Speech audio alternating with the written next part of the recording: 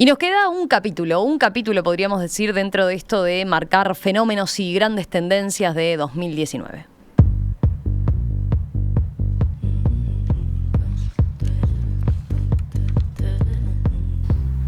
Venimos en esta mesa internacional hablando del año de las protestas, el fenómeno del cambio climático, de los movimientos migratorios. Bueno, nos queda hablar del orden mundial. ¿Cómo vieron el equilibrio y de poderes entre las potencias este año?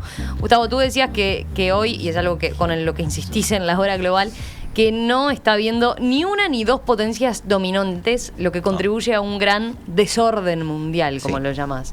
Está claro. ¿Por dónde vas? A ver, en ese sentido, ¿qué marcó este 2019 en materia de equilibrios y de poderes de los gigantes? Este 2019 marcó una pugna entre los fuertes. Lo que pasa es que si nosotros hacemos un análisis, que es lo que a veces es un defecto que tenemos aquí, me estoy tomando ahora palabras de Rafael, espero que no se enoje, tenemos los uruguayos que vemos desde como si estuviéramos fuera de la cancha. Nosotros somos parte de todo esto, pero independientemente de eso, en el mundo hay una gobernanza, pero no es lo que la gente cree. Después de la Segunda Guerra Mundial, los 14 puntos del presidente Wilson son fenómenos, todo bárbaro. Hay una tendencia a que haya una gobernanza mundial donde todos los países participen, pero como decía el último punto del decálogo del Rebelión en la Granja de George Orwell, todos los animales son iguales, pero algunos son más iguales que otros. Y en el mundo sucede eso.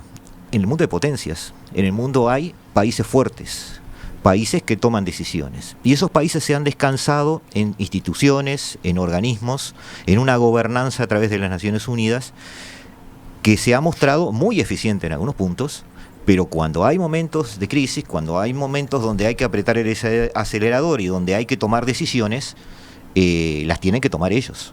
Entonces yo soy muy pragmático en ese punto. No soy muy democrático en mi forma de hablar en ese sentido, pero este planeta necesita, yendo a la figura de Rafael, los habitantes de este planeta necesitamos, porque el planeta no lo necesita, necesitamos que se tomen decisiones. Pero no solo a nivel climático, a nivel migratorio, a nivel de seguridad, a nivel económico, a nivel social, a nivel de diagramar algo que funcione mejor que esta democracia que ya lleva 100 y pico de años, pero que necesita empezar a crear una estructura de poder hacia abajo para que la gente tome participación en eso. Entonces, no se hagan los distraídos, tanto Xi Jinping como Putin como Donald Trump, y podremos sumar 4 o 5 más, tienen que empezar a tomar decisiones. Y esa es la gobernanza que necesitamos. Más allá de que los problemas regionales u otro tipo de problemas de carácter más funcional puedan dirimirse en organismos internacionales. Nos crearon la ilusión de que esto era una especie de gran burocracia estatal, global, donde todos somos empleados públicos, entonces todos tenemos derecho a todo, pero no obligaciones. No sucede así. Hay países más fuertes, hay países más débiles, hay países que mandan y hay países que forman parte de áreas de influencia.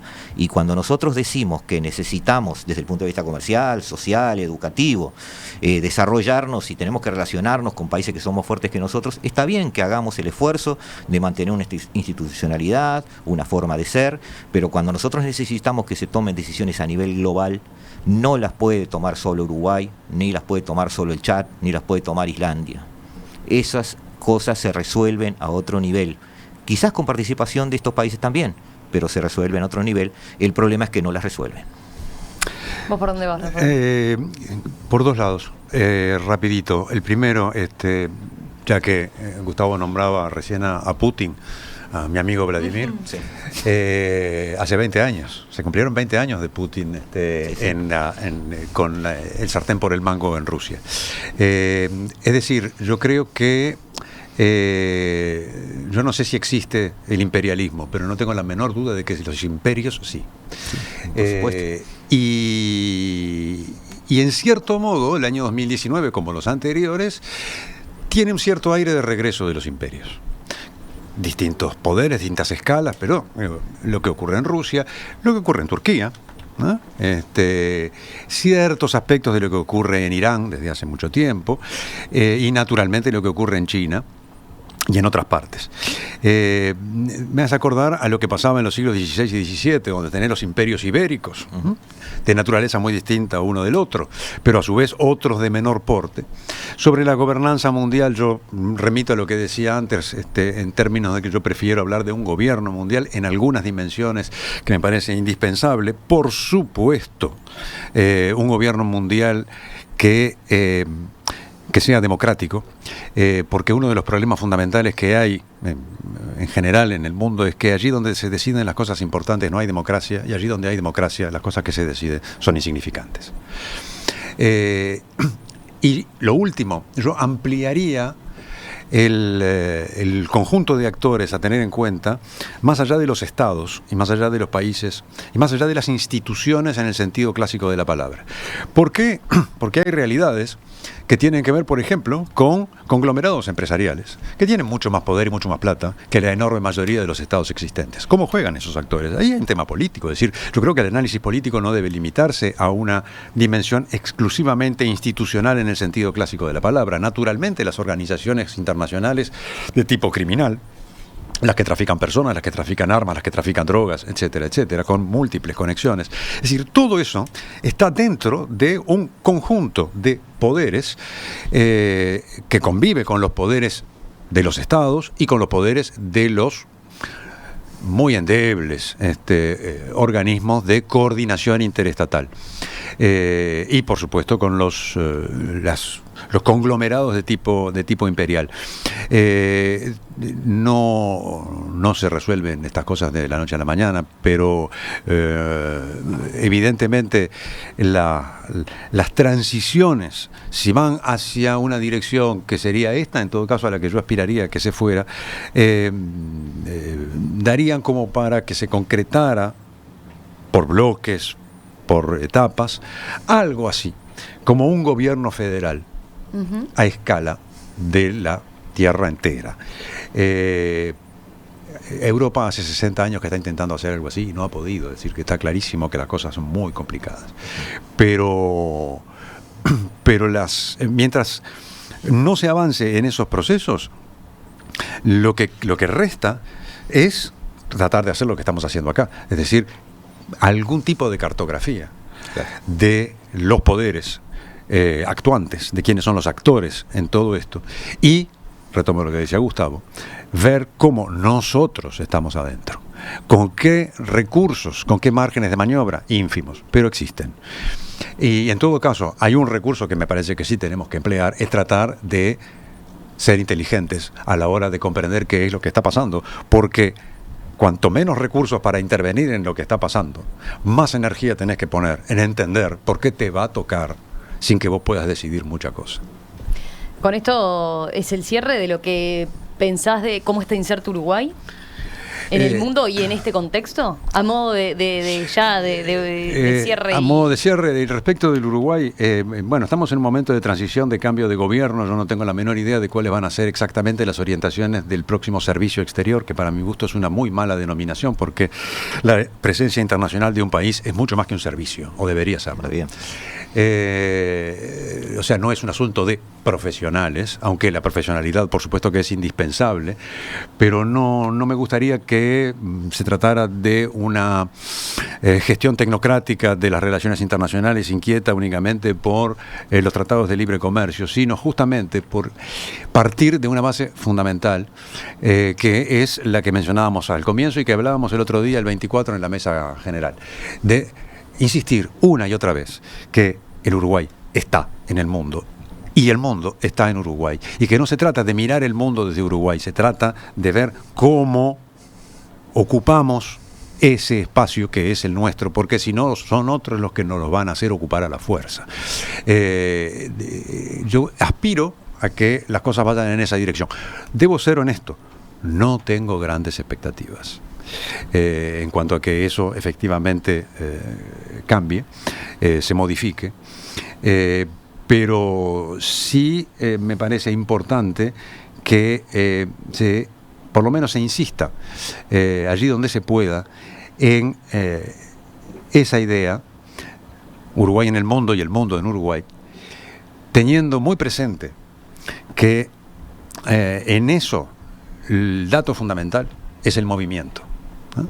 El movimiento, entre otras cosas, como el que hablamos de migraciones, de gente que entra, de gente que sale, de gente que se mueve en permanencia. No estamos en la época de nuestros bisabuelos o de nuestros abuelos, donde irte de tu lugar era tomarte un transatlántico, hacer un mes de travesía y no volver nunca más. La movilidad es mucho más sencilla, por lo tanto mucho más intensa, y es en esos términos de dinámicas de movilidad que me parece que sería importante que se pensara también centralmente el Uruguay, y no solamente a nivel de las relaciones institucionales que el país mantiene con entidades análogas. Sí, yo estoy de acuerdo con esa visión de Rafael. No es lo mismo estar inserto que convivir. Nosotros estamos conviviendo con el mundo, no estamos insertos en el mundo, ni el mundo está inserto acá. Estoy hablando desde el punto de vista institucional, porque derivado de lo que dice Rafael, la gente sí lo está. Hay muchos uruguayos afuera, muchos uruguayos que vienen. En estas fiestas hemos recibido un montón de gente desde que viene a pasar estas fechas con su familia, que no se tomaron ese transatlántico y no dijeron nunca más vuelvo. Es decir, que eso está sucediendo todos los días. Herramientas, Uruguay tiene básicamente una que utilizar, que es la que mencionó Rafael, es decir, la inteligencia. Nosotros tenemos que manejarnos en todos los lugares donde podamos manejarnos, donde nos dejen manejarnos, pero además donde inteligentemente lleguemos a poder manejarnos. Y eso es lo que se necesita para poder definir políticas a futuro. Servicio exterior.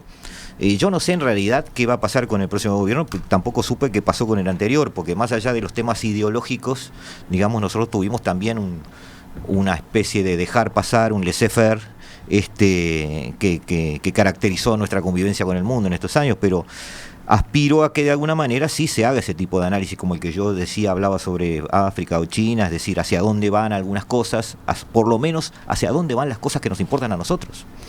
Es decir, ¿estamos vendiéndole más carne a China? Sí, le vamos a vender más carne. ¿Y ad infinitum? No, de ninguna manera. ¿Eso implica también algún relacionamiento especial? Bueno, no lo sé. Si empiezo a mirar a Latinoamérica, todos le están vendiendo mucho a China, pero también son los países que se están endeudando más con China. En una gráfica paralela que podríamos hacer de eso. Por tomar un ejemplo, ¿tá? ¿Qué podemos hacer además con otro tipo de producciones a las que siempre estamos mencionando pero nunca atacando? ¿Qué podemos hacer con nuestra gobernanza no mundial, nuestra gobernanza aquí, interior, uruguaya? ¿Ah? Es decir, las instituciones uruguayas hoy están siendo el reflejo de lo que piensa la gente en cada esquina, en cada lugar, o cuáles son las ansias de la gente, o tenemos que recurrir, como sucedió en esta campaña electoral, a muchísimas encuestas para enterarnos qué es lo que a la gente le importa más. Entonces, todas esas cosas son preguntas que se hace el mundo, pero también son válidas para nosotros. Una puntualización muy cortita, un agregado más que una puntualización sobre el tema de la inteligencia, en el cual estamos de acuerdo. No hay que olvidar que la inteligencia es sinónimo de trabajo. ¿No? Un perezoso, muy bien, claro, a corto plazo, es un burro. Por ¿no? supuesto. Es decir, la inteligencia no es un don, hay que laburar. Rafael Mandresi y Gustavo Calvo, muchas gracias por compartir esta mañana en esta mesa especial de balance de lo que dejó este 2019 en materia internacional. Les agradezco de vuelta y muchas felicidades. Feliz año. Muy feliz año. Muchas gracias, y si me permitís una invitación a la gente para esta tarde de la hora global a las 16, donde vamos a hacer un raconto de las cosas importantes que pasaron este año, algún saludo seguramente de Susana y de Leo para la audiencia, y despedirnos del año para tratar de ver qué sucede este año que viene con este desorden mundial, que no creo que se ordene en un año, pero vamos a ver qué sucede.